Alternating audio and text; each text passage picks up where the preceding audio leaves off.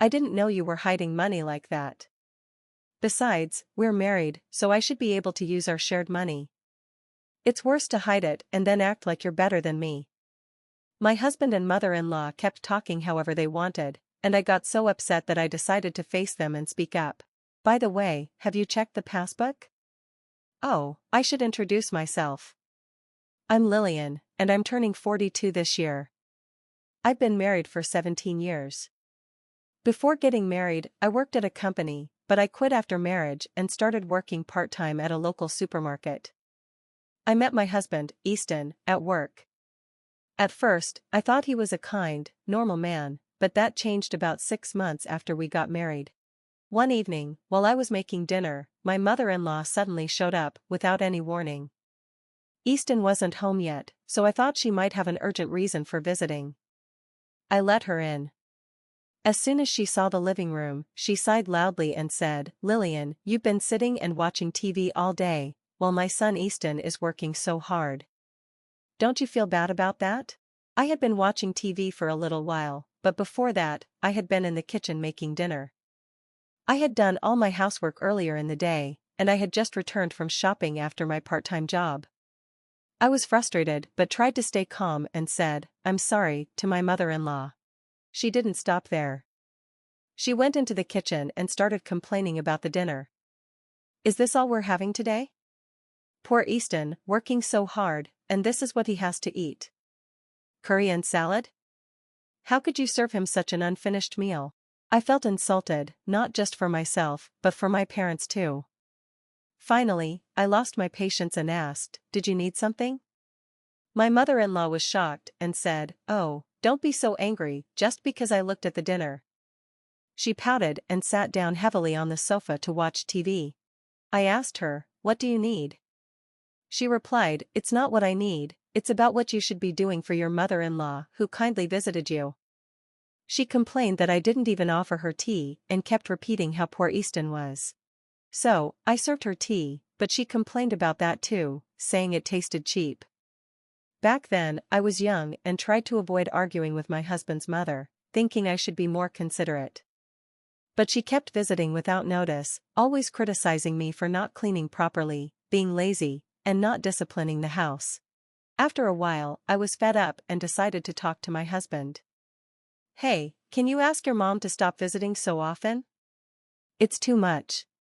No matter how hard I work, she keeps complaining about everything." My husband replied, "Why is it such a problem? Mom just wants you to work harder, that's why she's tough on you." I said, "I'm trying my best, but if she keeps showing up unannounced, I can't even cook dinner properly, and if you're bothered by it, you should say something yourself. But don't forget, my mom cares about us too." My husband always acted this way, never really listening to what I said. No matter how hard I worked to clean the house or improve my cooking, my mother-in-law would always find something wrong and never gave me any praise. One day, the vegetables my mother-in-law brought were clearly close to expiring, so I used them for dinner. When she saw what I served, she made a big deal about me using such wilted vegetables for her son and herself.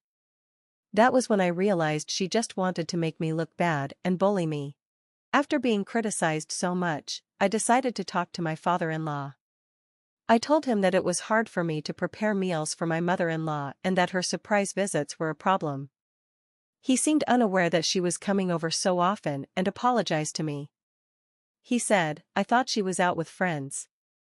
I didn't know she was bothering you, Lillian." "I'm sorry." I told him it wasn't his fault, and I explained that I had been giving her money for meals, but she wasn't accepting it. He apologized again and promised he would speak sternly to my mother-in-law.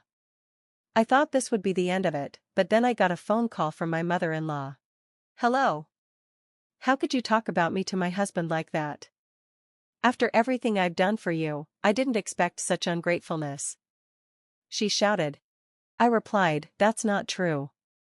You should be the one apologizing. It's outrageous to say I'm inconvenienced. I'm the one who's being treated badly. I've been trying to help you, but you make it difficult." She said, "I'm teaching you because your upbringing is lacking. You should be grateful." I told her, I understand, but it's still inconvenient when you show up without telling me first. My parents wouldn't do that. She yelled at me, a mother shouldn't need an appointment to visit her son. You, as a daughter-in-law, should just follow the rules of the family. No matter what I said, she just got angrier, yelling so much that I couldn't understand her anymore. Then, she hung up. I suspected that my mother-in-law called my father-in-law when he wasn't around, so I didn't want to talk to him again. I thought it would only lead to more of the same. Even though the visits became a little less frequent, my mother-in-law didn't stop coming. My husband seemed happy as he complained about work to her and got her sympathy, so it didn't seem like he was going to convince her to stop visiting anytime soon. Seeing his attitude, my mother-in-law got even happier. They both started blaming me. Lillian, you don't show enough respect to Mom. That's right, Easton, tell her more. I only get a small allowance, even though I'm the one working. What a terrible wife you have. They continued eating the meals I prepared while complaining about them, laughing and chatting in the living room I had just cleaned. When I was washing the dishes, my husband would tell me to at least prepare the bath, expecting me to get everything ready, from towels to pajamas. My mother-in-law didn't say anything to him. Instead, she sided with him, saying, "Poor thing, having such an inconsiderate wife." I spoke to my father-in-law again, and he apologized once more, but I was getting tired of my mother-in-law's actions never changing. These days just kept repeating. One day, I noticed that a necklace my mother had given me was missing. When I asked my husband about it, he said he didn't know and dismissed me, saying, "You probably lost it because you're careless." It was supposed to be in my drawer.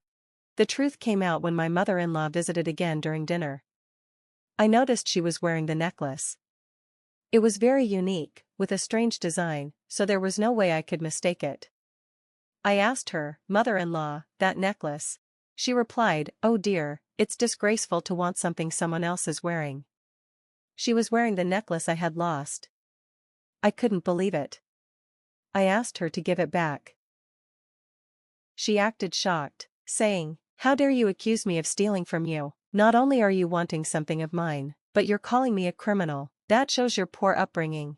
With a smug smile, she kept provoking me until I couldn't hold back anymore and tried to take the necklace. She screamed loudly on purpose, and just then, my husband came home earlier than usual. When he saw me, he shoved me hard, and I crashed into the wall, falling down. Looking down at me, he grabbed my mother-in-law by the shoulder and started accusing me, just like Mom said, "You've been bullying her when I'm not around, haven't you?" "That's right, Easton. Lillian is really terrible," my mother-in-law agreed. I tried to explain, "The necklace your mom is wearing is the one I lost," but my husband didn't listen. He said, "I don't want to hear any excuses. Mom, let's eat out tonight." He looked at me and said, "You better reflect on your actions." Then, he left with my mother-in-law. In that moment, I was shocked and furious. Not only had I lost my necklace, but my husband also sided with his mother without hearing me out. My anger and frustration reached their breaking point, and I decided I was going to take revenge. That same day, I spoke with my father-in-law again. He apologized to me, and after listening to my story, I found out that he was just as fed up as I was. After my mother-in-law's outrageous behavior, I decided to come up with a plan. Then, when she came over again, still not having learned her lesson, she was proudly wearing the necklace, waiting for me to react. I decided to test her. I told her, "I forgot to buy something. Could you watch the house for a bit?" Normally, she would have snapped at me for asking her to do something, but this time, she smiled sweetly and said, "Of course, take your time, you're always busy with housework." I thanked her and told her I'd be back in about 30 minutes. I left my mother-in-law at home and went to the supermarket, my heart racing. I wanted to get proof of her behavior so I could take my revenge. At the same time, I hoped my mother-in-law and husband would feel guilty and change their ways. Exactly 30 minutes later, I returned home with the shopping bags. When I walked in, I saw my husband and mother-in-law eating dinner together, not waiting for me. "You were late, so we started without you. Today's dinner is simpler than usual. Don't you feel bad for Mom?" my husband said.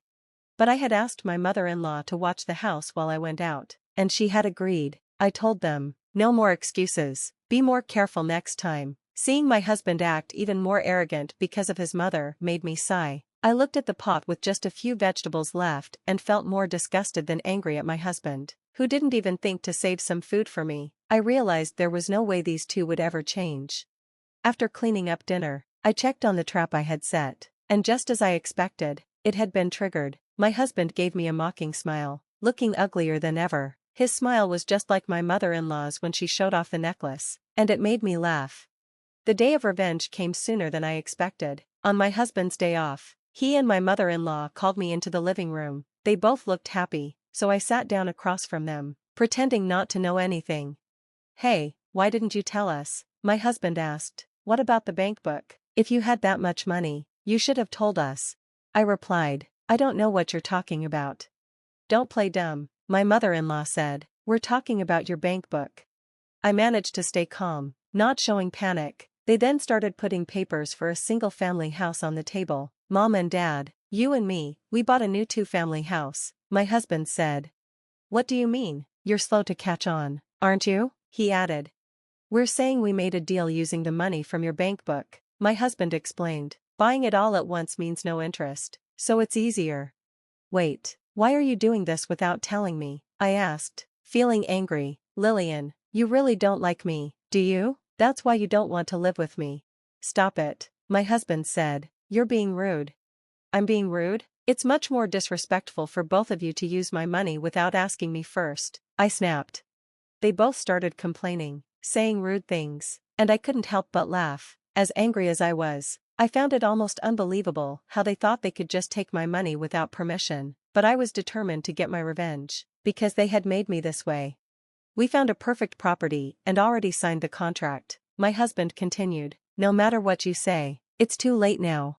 "I didn't know you saved that much money," I said, "but we're married, so there's no reason I shouldn't use our shared money." "That's right," my husband agreed. "It's worse to hide it."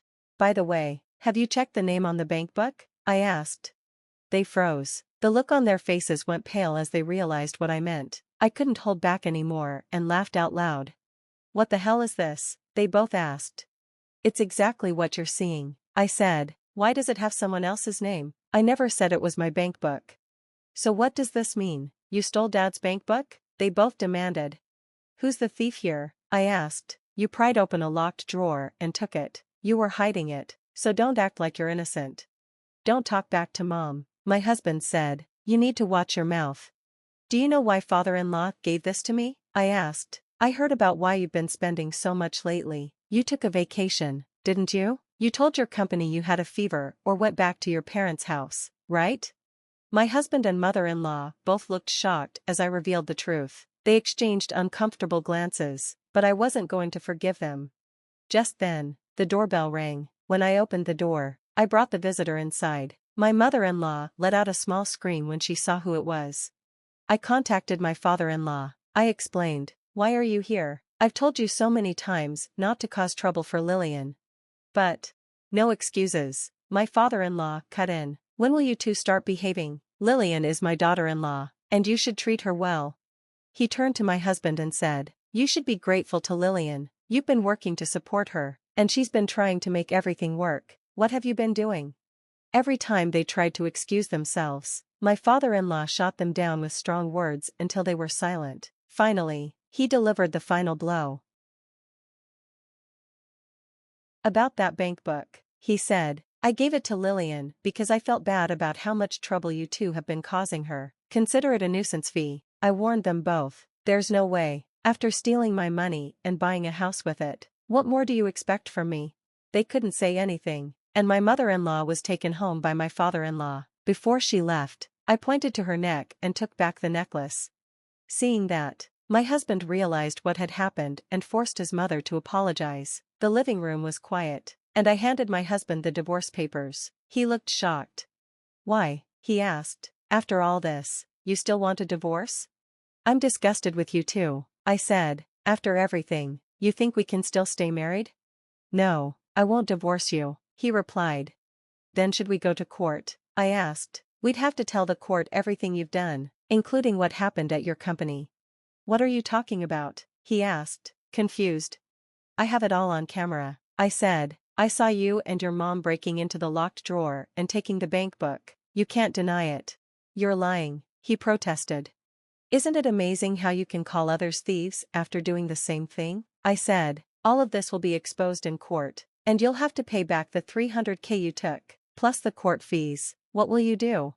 He didn't know what to say. Why are you being so cruel? He asked. If you don't get it, we can have your father lecture you again, I said. I accepted the divorce papers, and finally, I was free.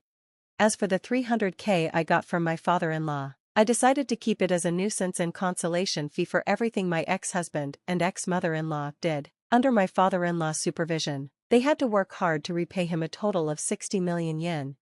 One day, I got an email from my ex-husband, asking for reconciliation, but I ignored it and deleted it. Now that I was free from the stress they caused me, my health improved, and I could enjoy my time without worrying.